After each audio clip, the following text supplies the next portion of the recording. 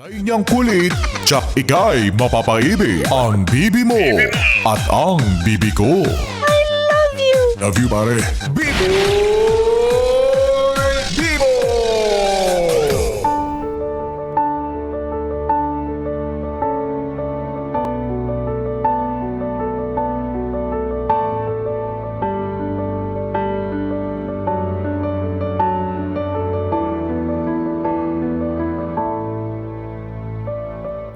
Yes, friend, ako'y nagbabalik, DJ B-Boy Bibo, para sa ating tuloy-tuloy na BB Time tungkol sa usaping tamang hinala.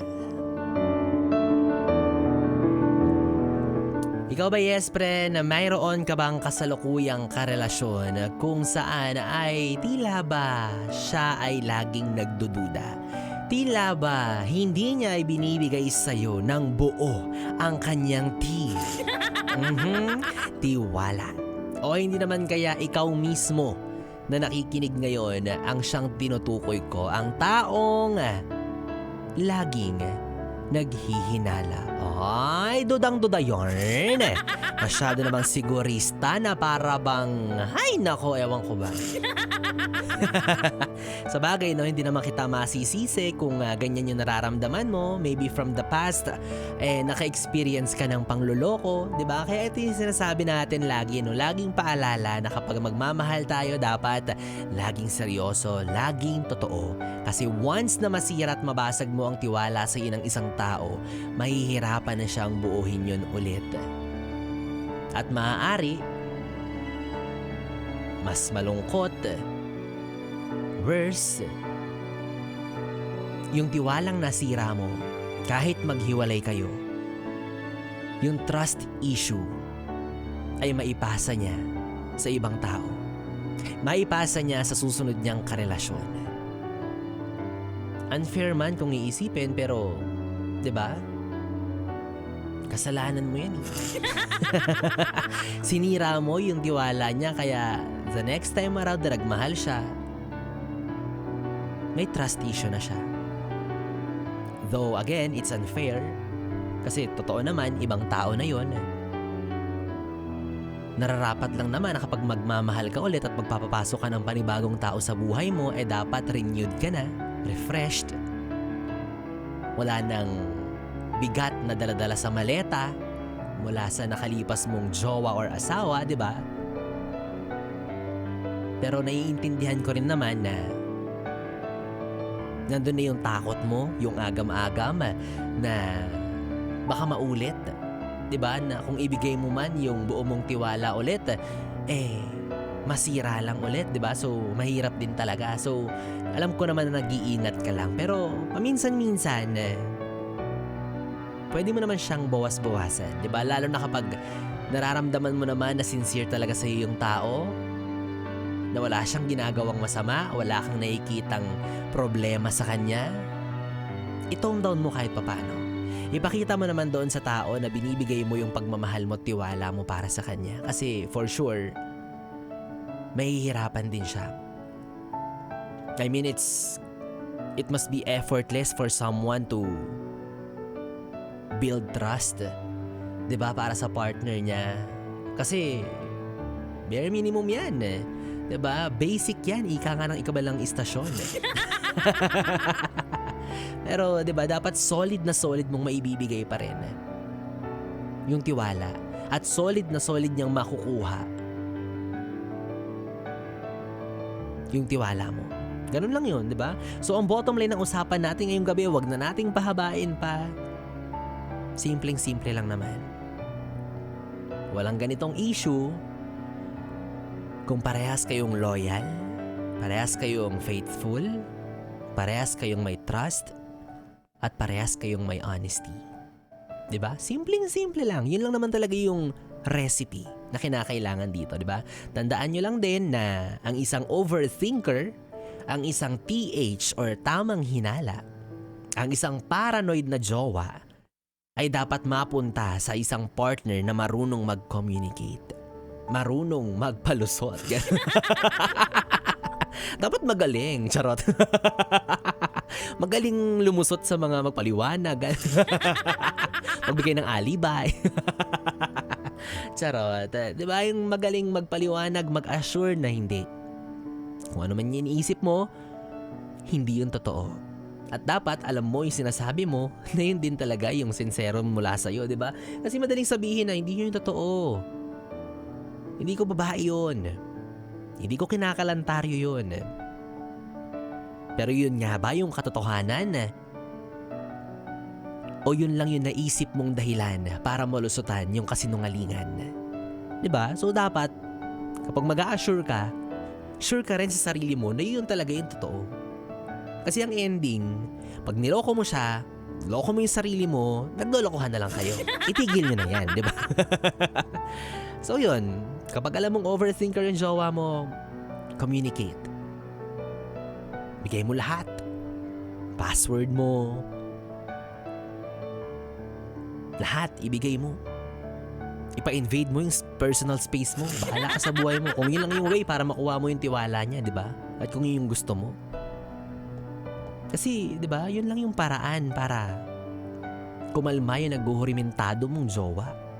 Magpaliwanag ka. Magsabi ka ng totoo. Tapos ang usapan, yun lang. Pero kung isa kang sinungaling, tapos ikaw pa yung galit kapag nahuli ka, ang kapal na mukha mo, di ba? Deserve mo talagang maging award-winning. O kasi ang galing-galing mo umacting, di ba? Dapat ka rin ma-awardan ng jowa mo.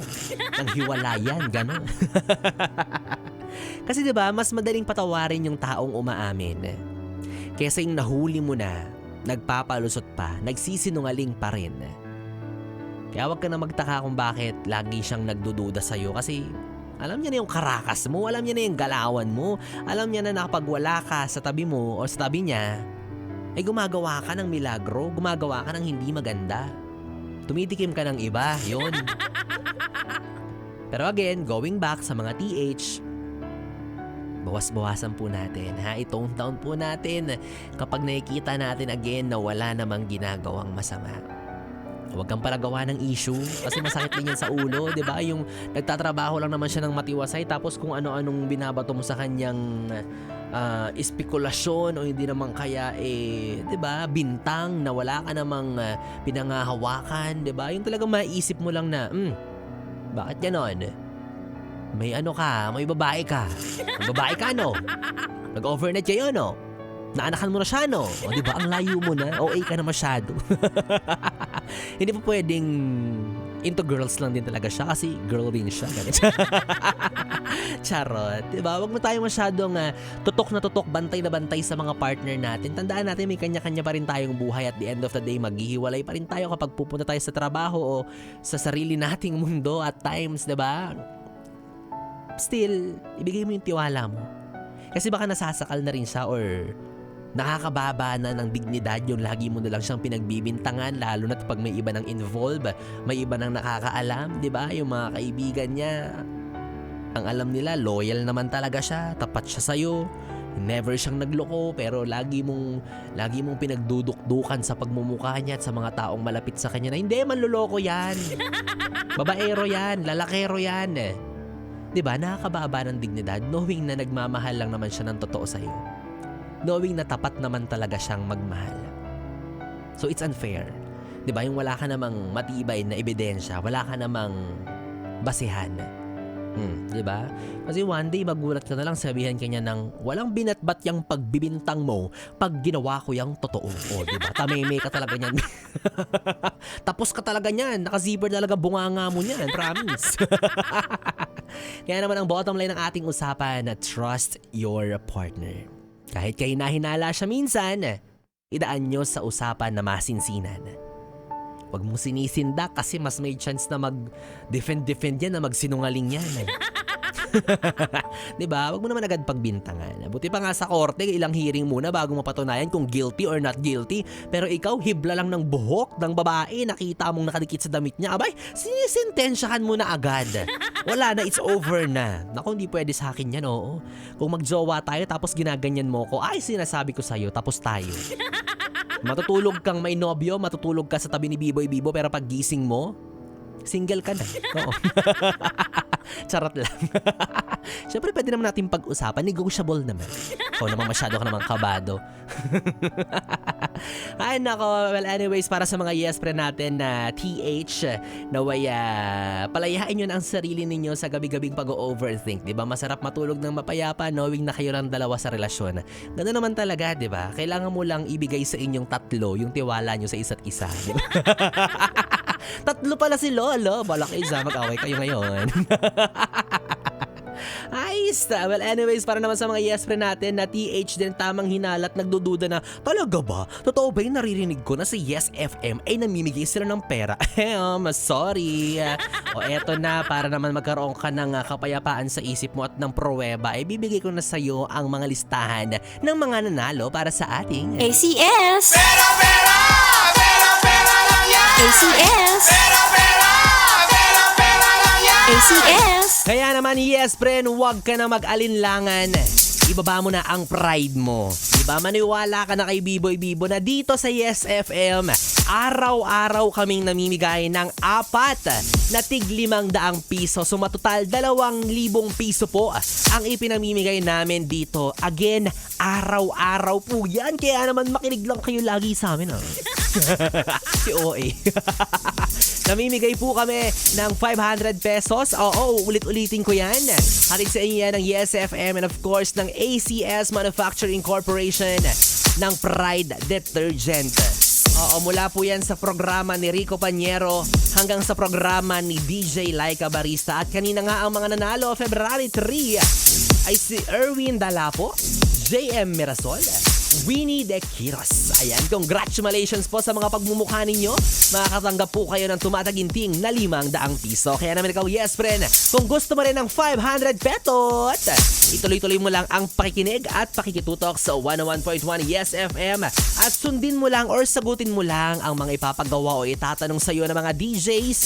Again, mula kay Rico Panyero, Sexy Megan, Maria Morena at Laika Barista. At malay mo, ikaw na ang susunod na makakatanggap ng premyo para sa ating ACS! ACS! ACS! Yes, friend! 3 oras na BB time ang ating pinagsamahan. Nakapiling niyo po ang DJ na mabilis bumayo. Ako po ang BB nyo sa radyo, DJ B-Boy.